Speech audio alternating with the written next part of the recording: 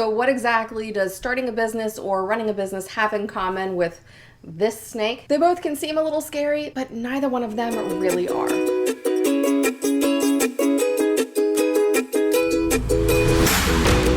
Hey guys, it's Erin from erinshebish.com, and I am so excited because today we are talking about one of my favorite things of all time.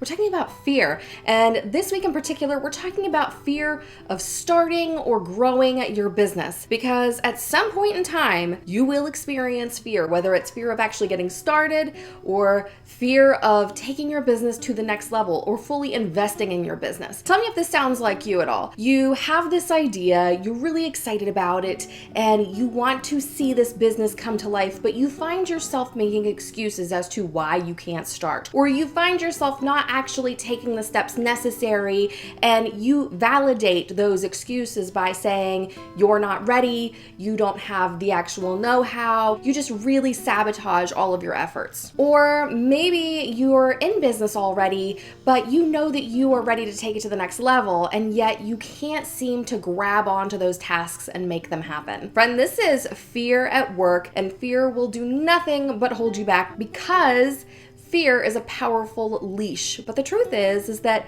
fear is something that you can overcome, and that's what we're going to really be talking about today, is how you can overcome those fears so that you can start or grow your business in the way that you really want to, because truly having a business is a lot of fun. So the absolute first step you need to take is to determine what you're actually afraid of. In a lot of cases, we don't even realize that we're afraid of anything. We just have these self-sabotaging behaviors, or we feel a lot of self-doubt, and we don't actually categorize it as fear. We don't understand that it's fear, but the truth is that fear is actually the fuel for sabotage, for self-doubt, for all of those things that are keeping you back. So what is your fear trying to protect you from? What exactly are you afraid of? There are three common fears when it comes to starting a business or growing a business. The first fear is fear of the unknown, of getting into a situation that you're not completely comfortable with and you don't really know how to navigate. That fear of the unknown is honestly what perpetuated my fear of ET as a child, okay? I get the fear of the unknown. There is so much information out there to really help guide you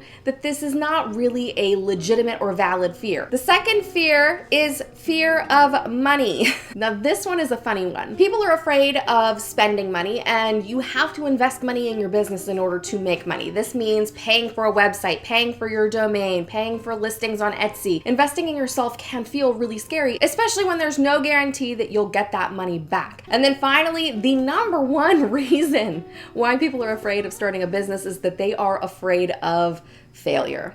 Because failure gets a really bad rap. A lot of people see failure as the be-all, end-all, and if you fail, it is somehow a reflection of who you are as a human being. You didn't just fail at a task, you are a failure as a human being. And this is a lie, because failure isn't a be-all, end-all. Failure isn't that thing that determines your self-worth. Failure is simply a stepping stone. It is a lesson. Now, we could dig into these fears all on their own videos because they're complex feelings. But the important thing right now is for you to determine where your fear actually is so that you can move on to step two. Now, step two is where we really dig into that fear and we challenge them. So challenge your fears. Ask yourself what the worst case scenario is. If you start a business, what is the worst case scenario? And I really want you to take it through an entire line. I tend to ask myself, so what's the worst thing that can happen if I put out XYZ offer? Well, I'll have to invest all this time into it. And what happens if I do that? Well, if I invest all this time into it, it'll keep me from doing this. And then I might not have any money come back from it. I might fail at it. And I take it down this whole trail of thought of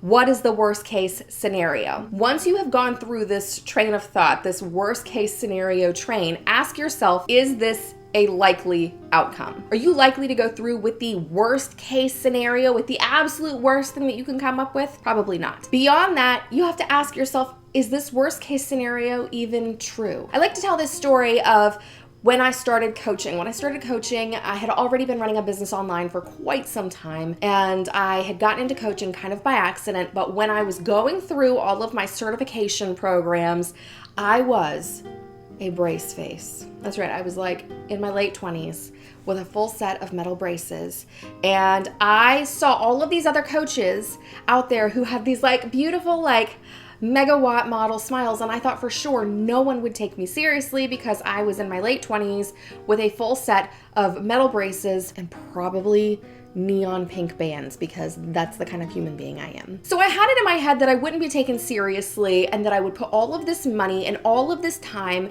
into being trained to be a really good coach, and then I would come out of it and I would just fall flat on my face and I would fail because I had braces, because I wouldn't be taken seriously, because I wouldn't be seen as a professional. Now, was this a likely scenario? Was I likely to go out there and start a business and have people say, we're not gonna work with her because she's got braces? No, absolutely not. And that is just one way that fear will hold you back. And it turned out that it wasn't actually a fear of like the braces at all. It was fear of the unknown and fear of failure, fear of not being enough. Once you can get to the root of that fear and you can challenge it, you'll start to understand how really silly those fears are. Once you've challenged your fears, you have to start digging into the positive parts of it. This means really figuring out why you want to do what you want to do. Determine the why for your business, because your why will be that thing that empowers you over the course of time of running your business. As much as I say business is fun, there are definite stressful times, okay? There will be times when you are dealing with a customer or a client that will be challenging, and you'll sit here and you'll go, why am I doing this? and if you determine your why, you'll be able to fall back on that. Not to mention, your why gives you something to work towards. So what is your why? What are you working towards? What impact do you want to make on this world? What legacy do you want to leave behind? Once you know your why, that will far outweigh any fear that you have. You just have to remind yourself how powerful that why is. Okay, I was gonna stop there, but I have 2 bonus tips for you today so that you can really overcome your fears and start or grow your business. One of the best things that I can tell you to do is to never be afraid to take baby steps. You do not have to conquer everything in your business in a day or a week. You can do it one step at a time. As long as you are making steps, it doesn't matter how big or how small they are, you are making progress towards starting your business. Now, I want to know real quick,